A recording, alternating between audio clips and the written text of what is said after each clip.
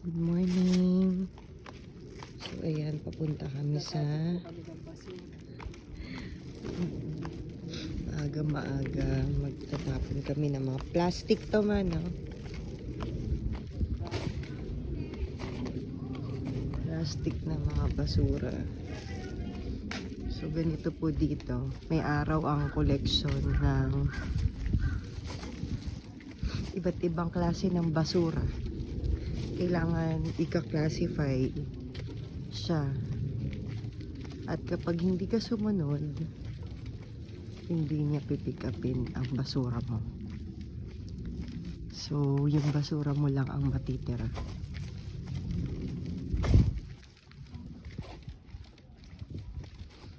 Ganito kalinis ang Japan.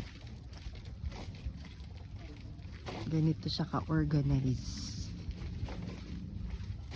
Ikaw mismo ang may disiplina ka sa pagbabasura. Yan, dito. Yan, mga basura yan. Yung nakasulat. See?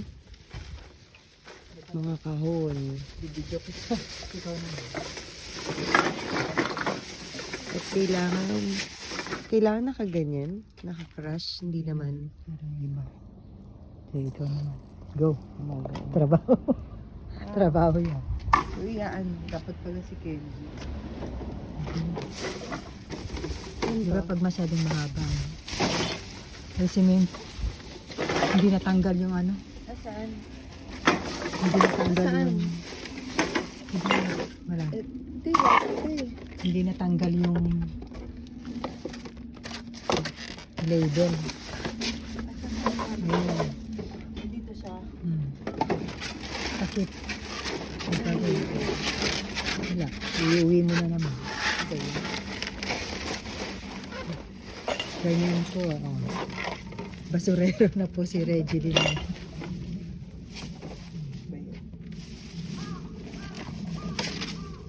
Hiwalay ang... Oo, dami na. Kaya nagpasama ako sa mga. Ganyan po. Magkati. Paano to? Tanggalin mo. Bote. Pwede Kukutin hindi. mo? Hindi na. Kaya papel.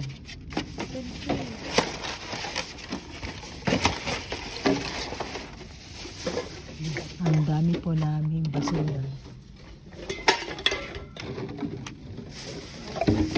Ganyan po.